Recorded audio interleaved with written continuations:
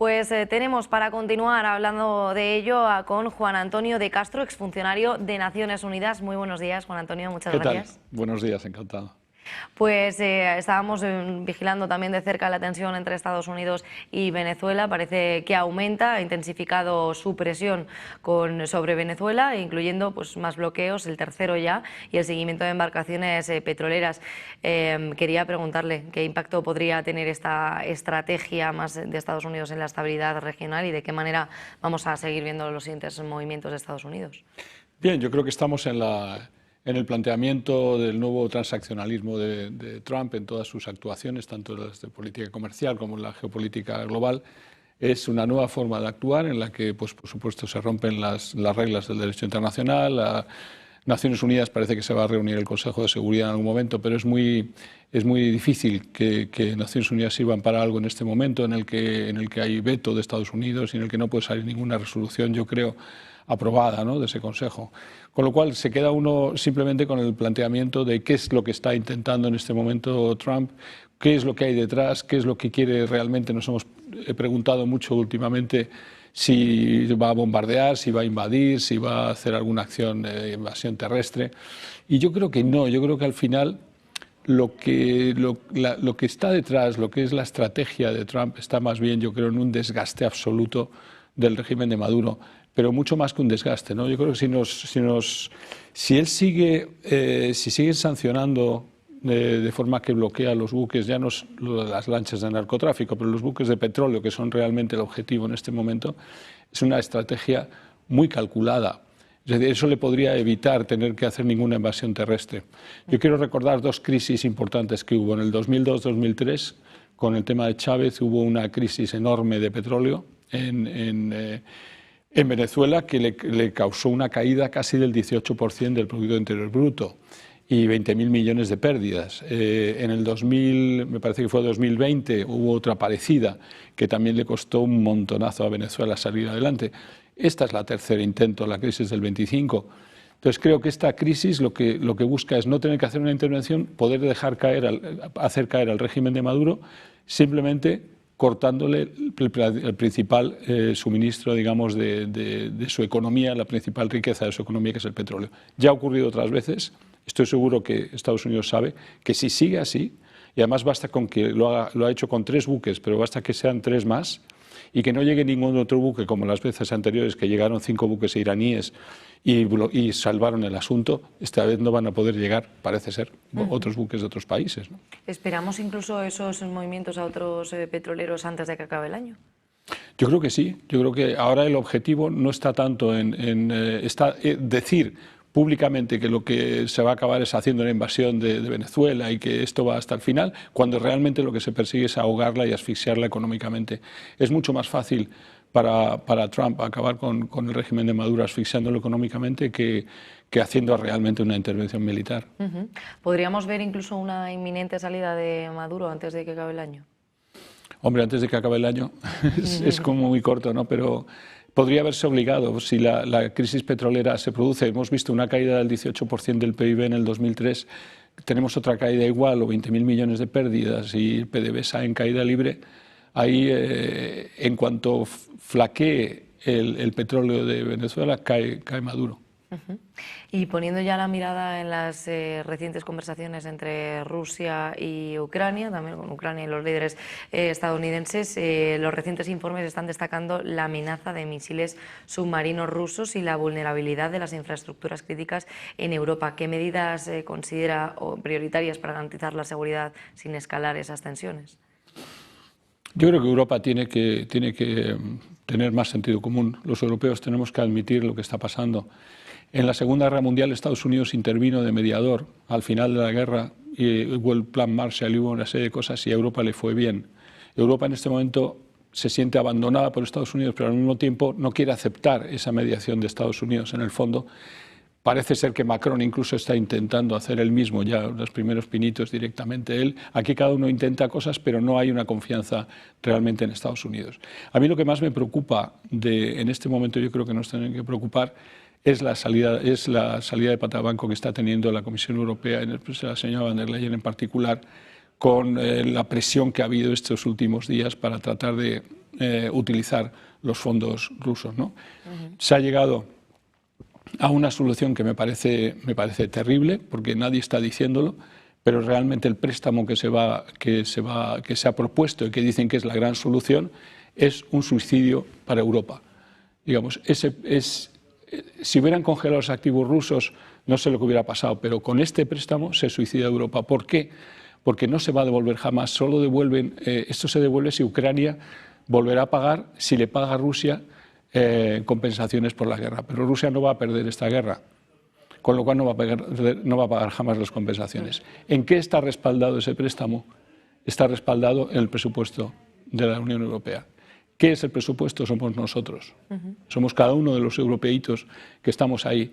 Y yo he calculado más o menos lo que hubiera podido usarse de 90.000 millones que vamos a endeudarnos, en definitiva, que van a bofetear la economía europea. Si los hubiéramos inyectado en la economía europea, con el multiplicador más o menos medio, esto hubiera generado del orden de un 0,5 a un 0,8% de crecimiento del PIB de la Unión Europea.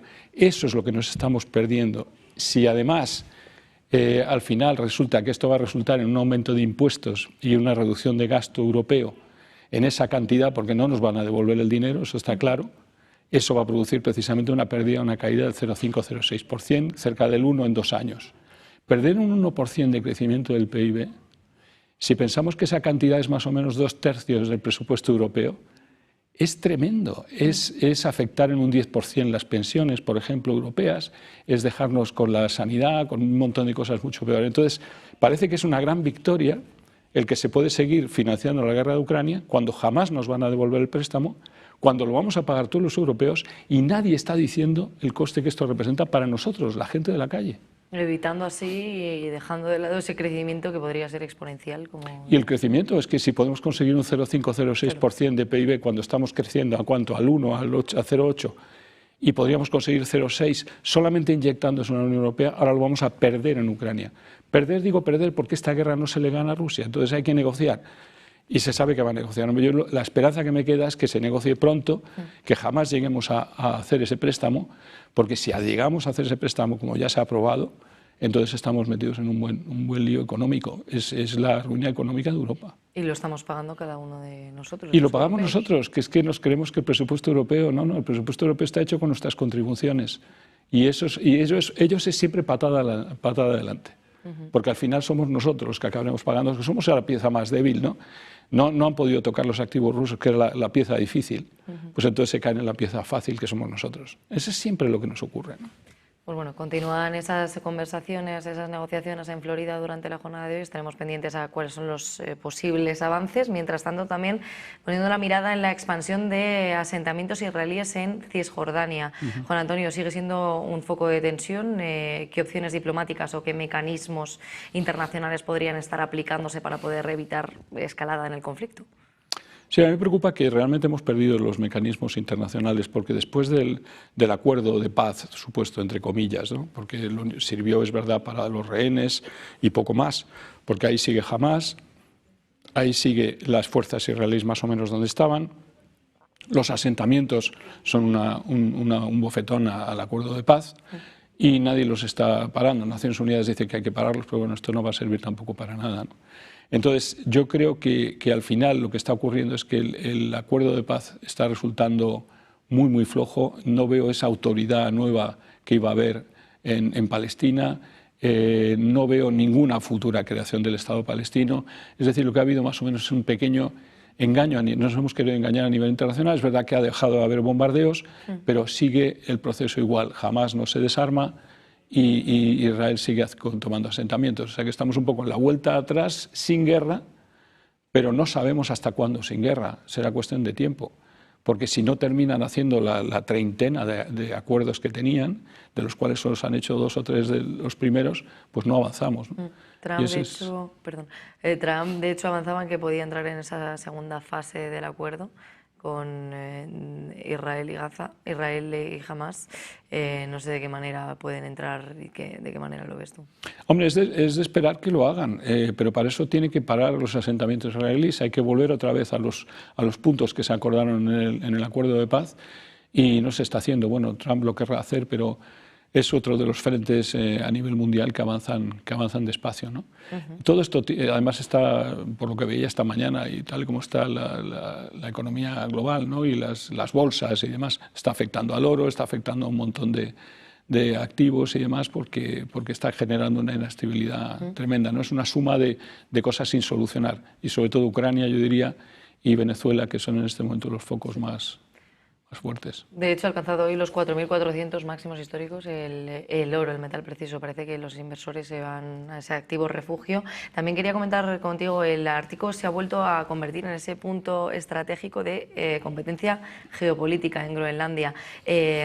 ¿Cuál crees que es la pieza clave o esos actores internacionales protagonistas y de la ONU también para asegurar la cooperación y evitar conflictos en la región? Yo creo que el mundo está cambiando tanto que hemos pasado, digamos, de un mundo unipolar prácticamente al mundo multipolar, yo diría tripolar, ¿no? Estados Unidos, China y Rusia, en el fondo han acordado entre bastidores que cada uno va a tener un poco el control sobre sus zonas de influencia y que nadie va a tocar las zonas de influencia del otro. En Groenlandia tenemos ahí un tema entre Estados Unidos y Rusia en particular y otros países también, pero va a haber también ese respeto, digamos, a lo que tiene cada uno, ¿no? A lo que tiene a las zonas de influencia de cada uno. Entonces, a mí me parece que Estados Unidos va a seguir hacia adelante en el tema de Groenlandia. Acaba de nombrar al nuevo emisario también, o enviado, para reforzar o forzar más o acelerar más todo este proceso. No sé, vivimos una época en la que decides que te vas a quedar con Groenlandia y parece que lo consigues. Decides que le vas a poner aranceles a todo el mundo y lo logras. En el fondo es un reflejo de la fuerza de cada uno. Estamos cayendo un poco en las relaciones internacionales de fuerzas de cada uno sin que haya digamos, un elemento internacional de contención. Y ahí es donde yo creo que deberían, de hecho, los BRICS y muchos países están llamando la atención sobre la vuelta al multilateralismo y ese es un poco el tema, ¿no? Pero realmente aquí también lo que tenemos es un poco el reflejo de esa especie de guerra civil norteamericana oculta que está trastocando absolutamente todo, que influye en Europa, en los dirigentes europeos y que influye incluso, hoy oía sobre las revelaciones de la inteligencia americana diciendo que no, que al final los rusos van a invadir todo, o sea, está volviendo la inteligencia americana contra la Casa Blanca. Tenemos ahí un enfrentamiento entre inteligencia americana y Casa Blanca, que es el enfrentamiento de guerra civil americana clásico entre los demócratas y los patriotas de ahora, ¿no? Y eso también en Europa, o sea, tenemos la gran guerra civil norteamericana que permea absolutamente todas las relaciones internacionales. Se están produciendo las mismas cosas en todas partes. Que la inteligencia americana esté contra la Casa Blanca, porque es lo que está pasando en este momento, es bastante escandaloso y tremendo. Y es para preocupar, ¿eh? Porque es que la inteligencia americana es tan fuerte como para llevar la guerra de Ucrania, como para llevar una serie de cosas. Y aquí no sabemos quién está haciendo qué realmente. Pues sin duda alguna, nuevos frentes abiertos, también muy pendientes a las próximas negociaciones, próximos acuerdos, posibles acuerdos. Juan Antonio de Castro es funcionario de Naciones Unidas. Muchísimas gracias por acompañarnos esta mañana en Business Connection. Muchísimas gracias a vosotros.